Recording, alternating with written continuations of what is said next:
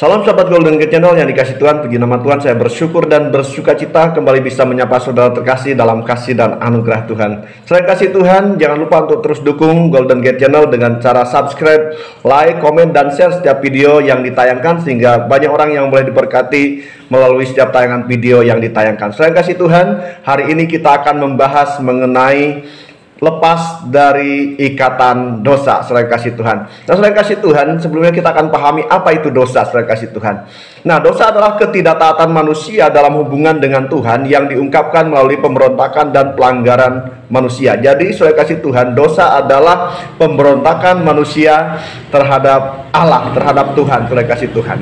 Nah, kita berkata bahwa semua manusia telah jatuh ke dalam dosa karena Adam dan Hawa telah jatuh ke dalam dosa. Nah, saya kasih Tuhan, karena ketika orang jatuh ke dalam dosa, dosa itu mengikat, dan ada ikatan-ikatan dosa yang mengikat sehingga orang sulit lepas dari dosa. Mari saudara kasih Tuhan, kita akan menyimak video mengenai kesaksian tentang seorang yang lepas dari dosa masturbasi. Selamat menyaksikan, Tuhan memberkati kita. Amin. Dan hari ini saya mau membagikan kesaksian saya bagaimana Tuhan Yesus melepaskan saya dari jerat pornografi dan masturbasi. Jadi semua ini bermula dari saya SD. Saya tidak sengaja melihat konten dewasa, dan mulai saat itu saya penasaran dan saya mencari sendiri di internet. Saya mulai masturbasi dan saya hampir setiap hari melakukan itu. Saya ketagihan dan saya tidak bisa lepas. Tetapi saya tidak bisa lepas dari keterikatan dosa itu. Dan waktu kelas 6 SD, sekolah saya mengadakan devotion dan altar call untuk pornografi dan masturbasi ini.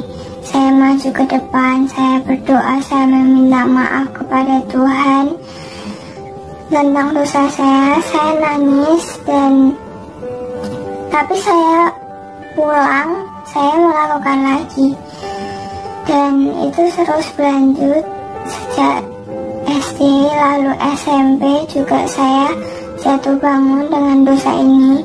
Setiap saya melakukan dosa ini, saya selalu menyesal. Tetapi saya tidak bisa berhenti. Saya masih melakukan dosa itu dan saya belum bisa lepas. Sampai kuliah pun saya masih pelayanan juga, dan saya masih terus melakukan. Habis itu saya merasa kosong, saya merasa kotor, saya merasa tidak berguna, saya merasa nggak ada nilainya lagi. Di situ aku udah nggak tahu mau ngapain. Aku udah gak bisa kemana-mana juga karena di karantina. Di situ aku cuma bisa lari ke Tuhan, dan aku lari ke Tuhan, aku cari Tuhan, aku berdoa, aku menyembah, aku baca Alkitab, aku lakukan semua yang berhubungan dengan Tuhan. Dan selama 1 bulan penuh aku nangis ke Tuhan, bagaimana aku bisa lepas dari ini. Dan sekarang aku benar-benar berkomitmen kalau aku udah lepas dan aku nggak mau kembali lagi ke dosa itu. Ya sahabat yang dikasih Tuhan, setelah kita menyimak video mengenai seseorang yang lepas dari dosa yang mengikat, yaitu masturbasi, selain kasih Tuhan, ya sesungguhnya memang manusia telah kehilangan kemuliaan Allah. Firman Tuhan katakan bahwa semua orang telah berbuat dosa dan telah kehilangan kemuliaan Allah. Nah, selain kasih Tuhan, makanya seringkali manusia jatuh bangun di dalam dosa, di dalam melakukan pelanggaran selain kasih Tuhan. Tetapi Allah kita adalah Allah yang mengasihi kita, Allah kita adalah Allah yang baik, mau mengampuni setiap dosa-dosa kita. Karena itu saya kasih Tuhan, mari datang kepada Tuhan. Firman Tuhan di dalam 1 Yohanes pasal 1 ayat 1 demikian bunyinya, jika kita mengaku dosa kita, maka Ia adalah setia dan adil, sehingga Ia akan mengampuni segala dosa kita dan menyucikan kita dari segala kejahatan. Nah, saudara yang kasih Tuhan, selanjutnya kita akan menyaksikan hambanya yang akan menyampaikan mengenai bagaimana bisa lepas dari dosa yang mengikat. Hambanya Evangelis Daud Tony akan menyampaikan firman Tuhan. Mari kita simak bersama-sama. Tuhan memberkati kita sekalian. Haleluya. Amin. Bagaimana lepas dari dosa yang mengikat? Pertama harus niat dulu. Kalau tidak ada niat, walaupun didoakan Pak Irman sampai pendetanya rontok semua rambutnya, ya tidak bisa. Harus niat dulu untuk melepas. Betul Pak Irman? Kasihan Pak Irman itu karena berdoa sungguh-sungguh, setiap doa rambutnya rontok satu-satu. Ini ketawanya kenceng sekali yang ini. Itu menunjukkan beban doanya sungguh-sungguh. Coba bebannya tambah banyak, kasihan, mengkilap. Lanjut. Semangat itu Ibu Dewi ya. Pak, bagaimana kalau itu sebuah ikatan, misalnya orang inginnya berzinah terus, itu apakah harus ada doa pemutusan? Pertama doa pemutusan, kedua niat dulu. Segala sesuatu harus ada niat dulu, kemauan. Nah, dan ketiga, jauhi kelemahan kita.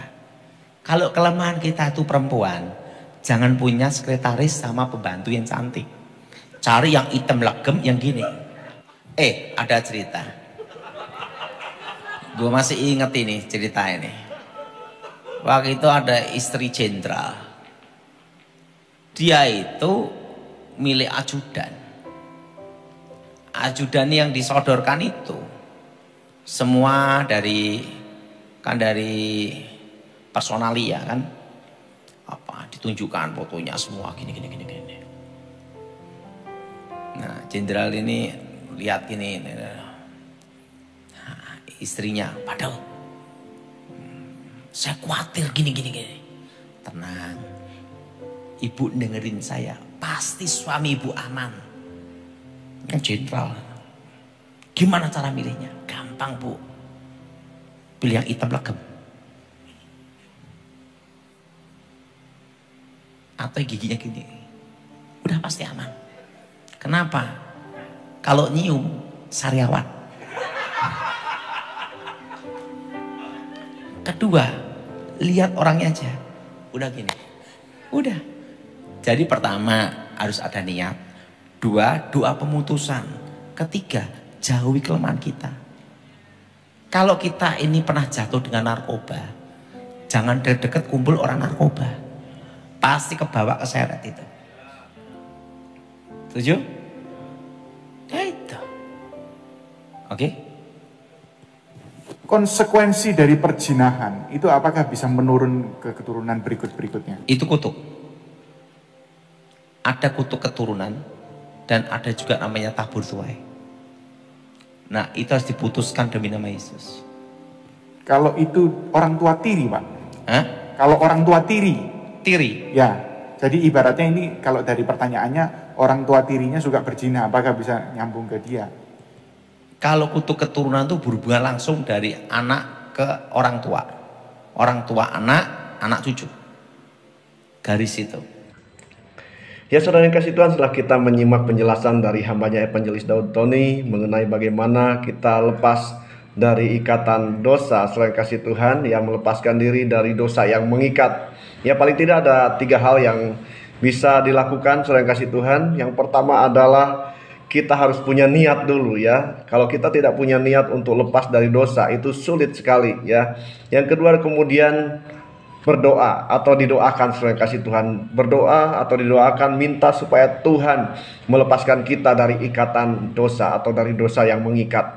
Yang selanjutnya saudara yang kasih Tuhan, kita harus menjauhi dosa atau kita harus menjauhi dari kelemahan kita itu ya. Kita harus menjauhi dosa yang bisa membuat kita jatuh kembali kepada dosa yang sama, saudara kasih Tuhan.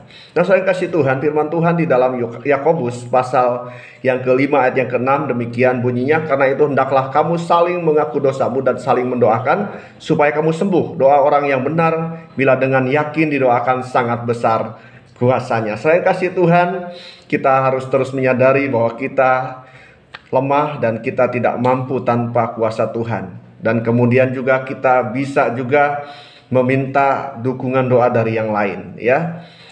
Karena itu saya kasih Tuhan, kita harus mengaku dosa di hadapan Tuhan, kita menyadari kelemahan kita, dan kita mohon supaya Tuhan melepaskan kita dari dosa yang mengikat kita. Demikian saya kasih Tuhan, video kali ini. Semoga semuanya boleh diberkati melalui video yang ditayangkan saat ini. Terima kasih, Tuhan Yesus memberkati kita sekalian. Haleluya. Amin.